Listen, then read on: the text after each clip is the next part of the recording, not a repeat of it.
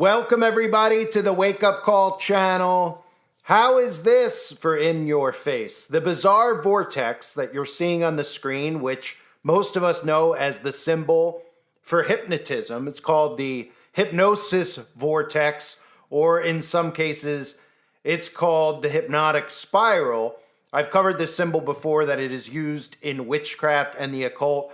I use it as the backdrop on my channel, much like I use the all-seeing eye. Crying and bleeding, I use the hypnotism symbol to show that we are under hypnosis. We are living in a world under hypnosis. And the amazing thing about this article, which is from livescience.com, is they're talking about 6G technology. And it says this bizarre vortex doesn't just look cool, which shows you how dumbed down the audience is. It can be a key cog in making scalable, high-speed 6G networks a reality.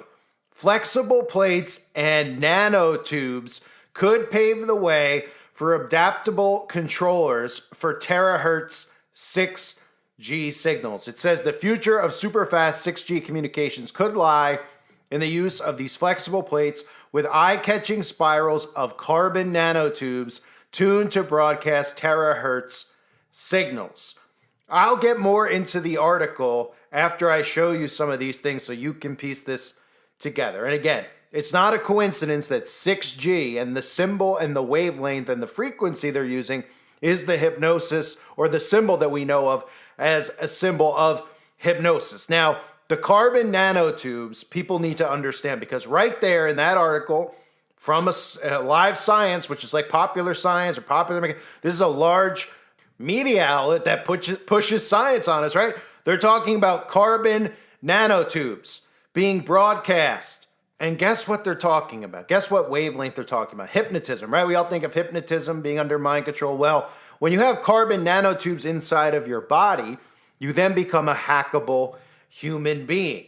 And for people that don't know, carbon nanotubes are inside the human body right now as we speak. You can look at what exactly carbon nanotubes are and what exactly carbon nanotube technology is. And let me show you a clip for those of you that don't know about Tesla phoresis and the use of this type of technology that is self-assembling.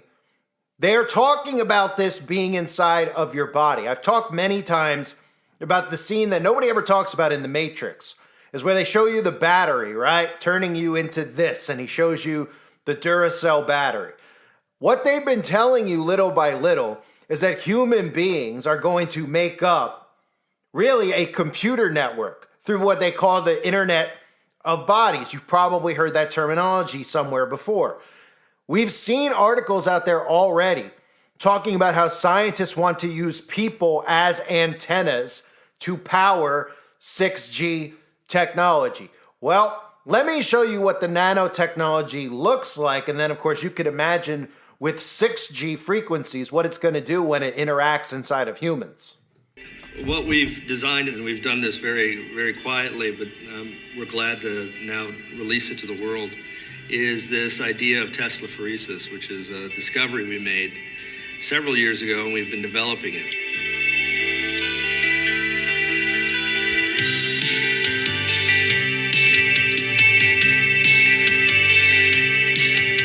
And Tesla phoresis is, the simplest way to understand it, is self-assembly at a distance, just long-distance assembly of materials. And what we did was, because we're at Rice, we had plenty of nanotubes around, so we decided to use nanotubes. And what we discovered was that these nanotubes can actually string together and form wires by themselves under this electric field. This fundamental idea of force acting at a distance, that you can have, instead of, when you normally build circuits and things like that, you have to have physical contact. Now we're talking about building circuits without actually touching them. All right, we're just dispersing this. Power on. And up. I realized that a Tesla coil could actually do this if you designed it in a way to create a very strong force field in front of it. And so that was the engineering aspect of it. And then once I designed the machine, then all sorts of discoveries started falling out of it. Oh, that was a good one. Telephoresis is one of those things, it's a project that there are just so many avenues, so many things that I think you can do with it. Not just making conductive wires, but taking it in so many different places, not only just biomedical and engineering, but taking it into different industries like silicone chips or exploring different conductive materials. This also ties in just generally in nanotechnology that self-assembly is very big. That is, if you can get things to build themselves, just as in biology, we build ourselves. When my son saw it, he called them webs. He thought it was like Spider-Man shooting webs out. And it really is. It's very much like a web sort of stringing out together.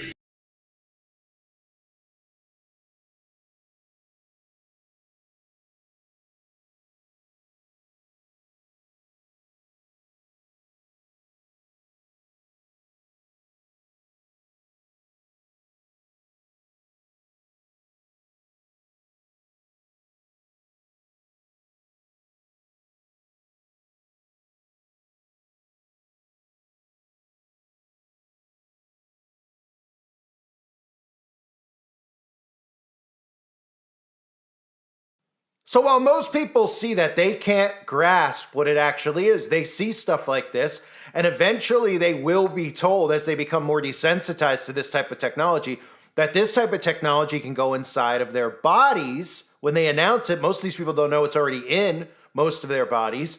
They'll market it to them by telling them they could be like what?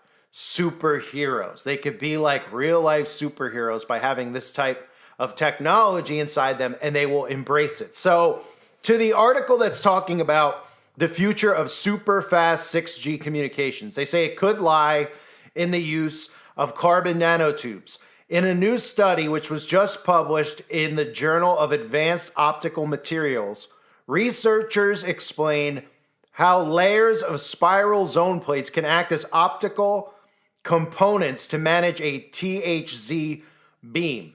This is electromagnetic radiation in the 1 trillion hertz spectrum that sits between the microwave and infrared frequency bands for use in 6G communications, microscopy, and medicine.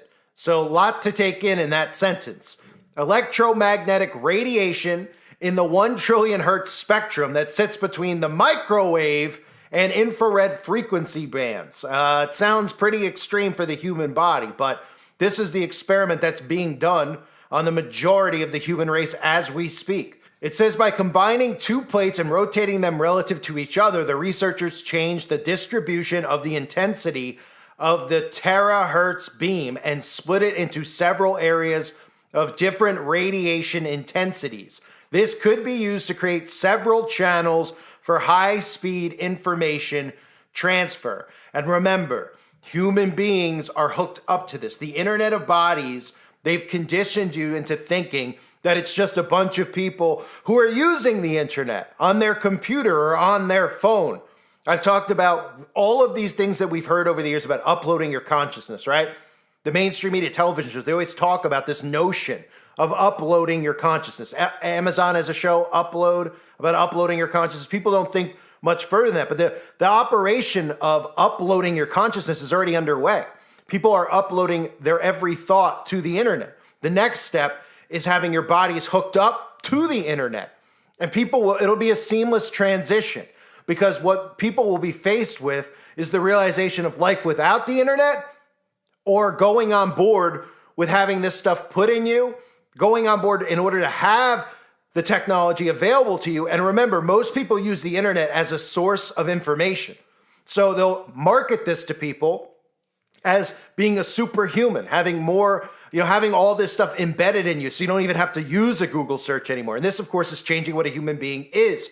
But the Internet of Bodies is a real thing. It's a computer network through the human body. And when you hear articles, or see articles, I should say, about how scientists want to use people as antennas to power 6G, they're putting that stuff out there to desensitize you to it, because most people don't even know what that means. Like, well, the human body is a conductor of energy, electric. Okay, I'll be an antenna for 6G technology. I don't care, as long as I have my technology, because I can't live without it. And that's why, over the last 15 to 20 years, They've made the internet so easily accessible. They've let you look up all the types of things you want to look up. Now we see the pullback, right? What you can and cannot watch. What, looking up certain things, what they want you to be able to see, what they don't want you to be able to see. They've set the internet up so that you become dependent on the internet. And the internet of bodies, you're either going to be on board with this type of technology under the skin, or you're going to be off grid. You're going to be offline. You're going to be away from all this stuff, which again is something we should all strive for. We should all want to be off the grid, but let's not be hypocritical about it. I'm right here on the internet right now. I use the internet. But to be honest with you, most of the good days that I have in this world are days where I'm not on a computer or near the internet. And I'm certainly never on a phone, which thankfully is not something I've ever gotten used to doing. I don't use the phone. I don't carry a phone around with me. But the more dependent we become on this stuff, the more they know they'll be able to work you into it. They'll be able to convince you that it's safe, that it's healthy. Nobody will be thinking about mark of the beast. Nobody will be thinking about having to buy or sell without it. They'll just tell themselves whatever the government tells them as far as this goes, they got to have it because they can't live without it. They can't live without it. So this goes on to say one of the key features highlighting the prospects of carbon nanotubes is the possibility to create multifunctional devices with properties that can be fine-tuned by different effects through responses at the atomic, supramolecular, and micron levels. For the first time, our joint team has succeeded in introducing an additional effect, interaction of different nanotube patterns. This paves the way for future devices by creating plates with spiral patterns formed from thin carbon nanotubes on a flexible and stretchable substrate. The plates can then be stretched and oriented, tuning them for the specific manipulation of the THZ signals. Most people hear this and they don't understand what it means, right? I'm sure you have a tough time understanding what it means. It's not like this is something that comes second nature to me, understanding when they're talking about terahertz and nanotubes. But when you actually research it and look up what they're telling you, that's when you go, holy crap. They're talking about using you as an antenna, connecting you to an internet of bodies. And then you think about all the ways they've made us so dependent on the internet, where eventually you won't be able to do anything. You won't be able to buy or sell without being on the internet. That's what it's headed towards, right? Don't forget www in Hebrew is 666. Don't forget that they have planned a digital currency where they get rid of the dollar, they get rid of cash. Well, guess what? To have and use digital currency, to be able to buy and sell with it, you'll have to be on the internet. You'll have to be a part of the internet of bodies. So this is what we're headed towards. And you think it's a coincidence that the symbol they show you for the wavelength is the symbol for hypnotism? Because when this technology is inside of you, you're going to be a hackable human, a controllable human. How many times have I played for you those clips of Yuval Harari in the World Economic Forum talking about the ability to hack humans, right? Well, what do we think about with hypnosis? When somebody, when we see those old video clips or any video clip or a movie where somebody goes under hypnotism, right? And they go, you're getting very sleepy, right? And they hold up a watch in front of their face. Well, what happens? The person becomes what? They go into a trance and they tell them what they're going to be like when they come out of the trance. Oh, you're going to like this. When you come out of the trance, you're going to do this. You're going to feel like that. They snap their fingers, they come out of the trance.